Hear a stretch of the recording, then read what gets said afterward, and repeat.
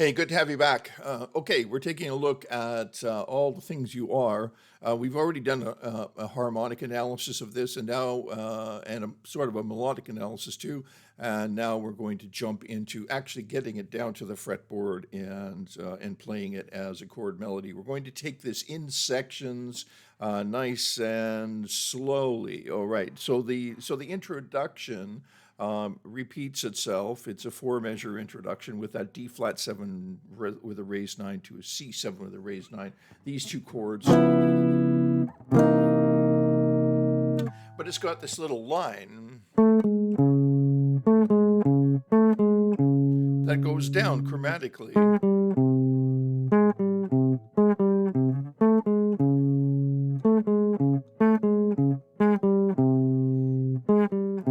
So it would be nice if you could sort of put the two together.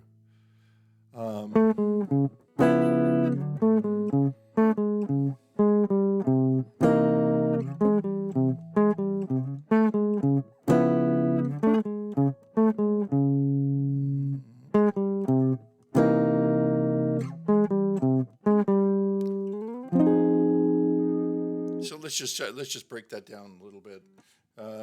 So it look at it this way. It's sort of tricky. It's simple, but it's tricky at the same time, right? So look at it this way. I'm looking at it as fifths, moving like that, right? But this fifth is augmented, and then it just moves down.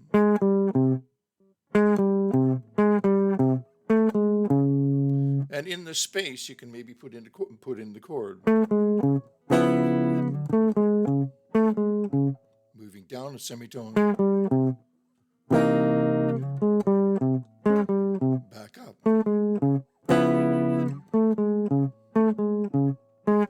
Down. And then we start with the melody. All right. So let's take a look. Let's take a look at the melody. F minor 7. I'm just starting on 8th fret, and pick is stopping at string 2. We're going to use this inversion of the B flat minor. I've got the root on the bottom. You could also use this one.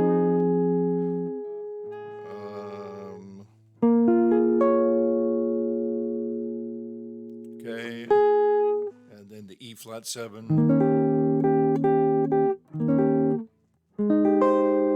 A flat major 7 with the melody up on top, right? D flat major, G7, G7, and then C major 7.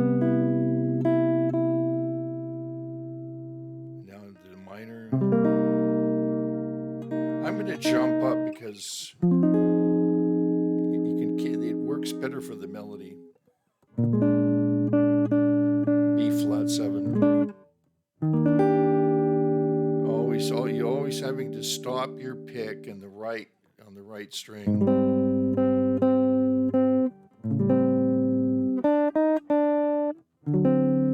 Just playing that D7 there, resolving to G major. All right.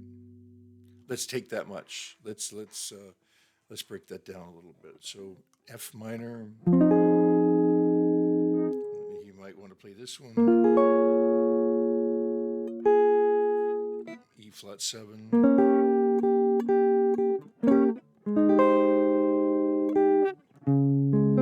D flat major 7. Melody on the second string. G7 melody on the second string. G7 melody on the top string. C major, C minor. And we're going to just move up in parallel. And then B flat 7.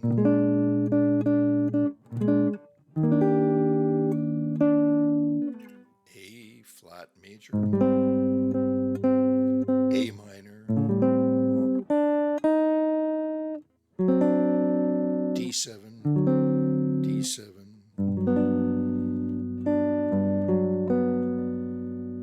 right, now,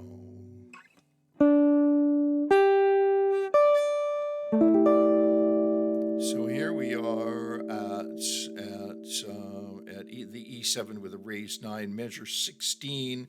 We can play that raised 9 like this. And then an A minor 11 because it's in the melody. And then that A minor 7. Right. And then we could go to the D7 with a flat 9. Let's try that again.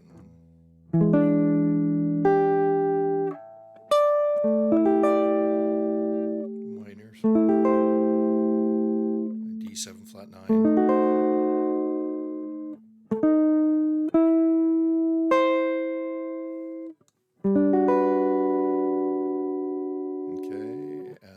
A little triad,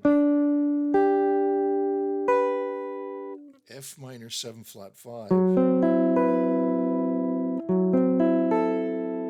It's an F minor 7 flat 5, right? And then we move up just because it works better at the B7 there. E major 7. Same melody with the C augmented, or bigger one. Back to the F minor.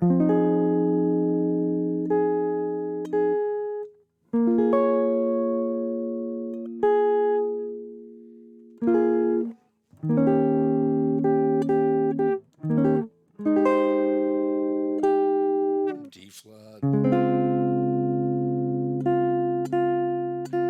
G flat.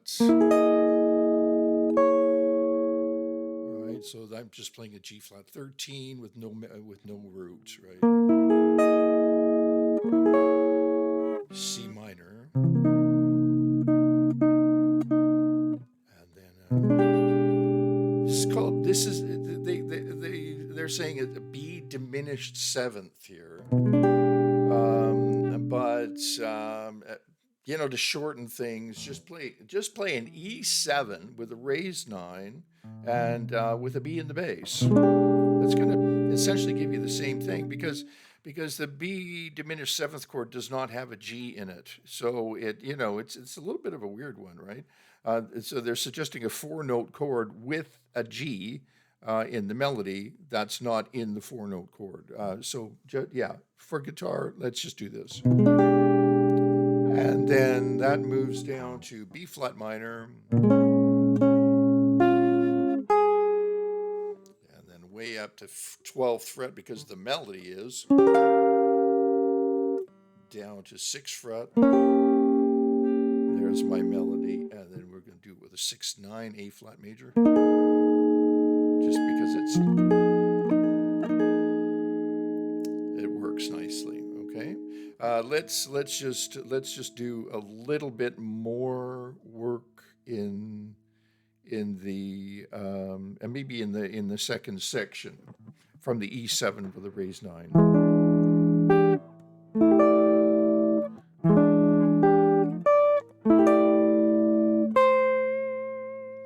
And then with the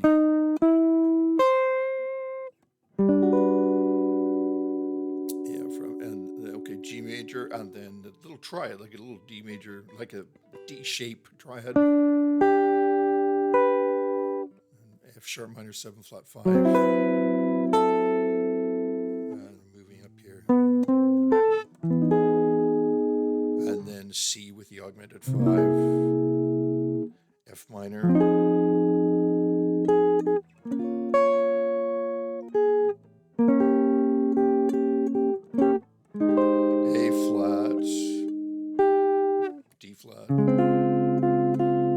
G flat, 7,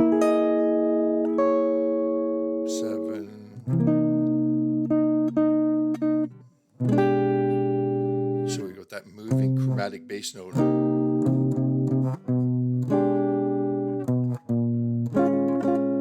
You could even do one more,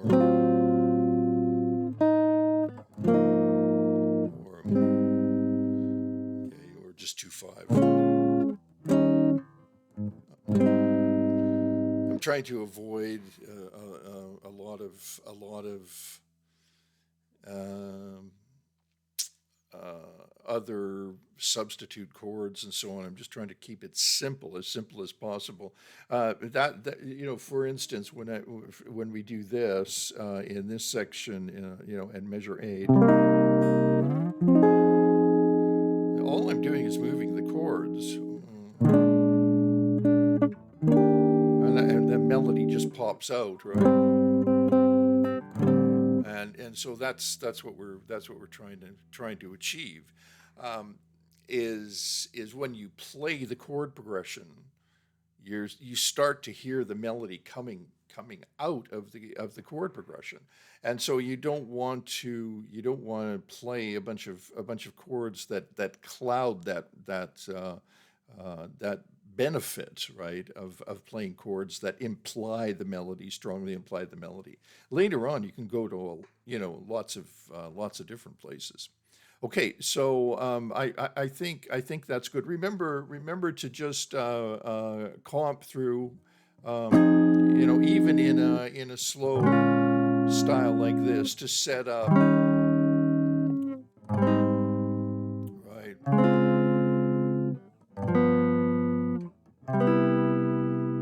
Make sure that you not when you're playing a chord melody. I learned this many years ago. When you're playing a chord melody, it's different than comping. Chord melody, you can't comp your way through. Like if you're playing in a quartet for a horn player, and your solo comes, chord melody is a lovely thing to do.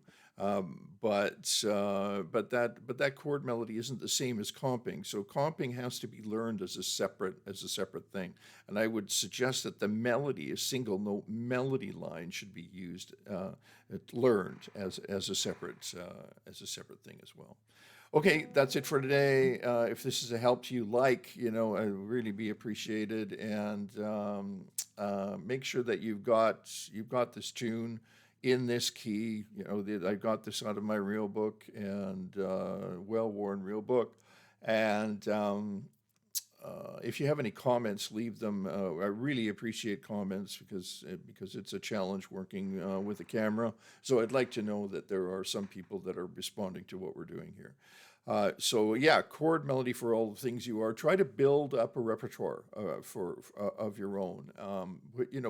I've done, I don't know how many chord melodies we've done so far, but there are others. Try to build a repertoire that is within your capability, and make sure that you're understanding what you're doing. Make sure that you can say 6-2-5-1-4, 5-1. Make sure you know where the chord progression is going. Make sure that you recognize the tonal centers and the key changes. All of this elevates your experience, and elevates your understanding, and elevates your musicality. Okay, that's it for today. Thanks for dropping by. Great standard, all the things you are. Jerome Kern and Oscar Hammerstein. See you soon.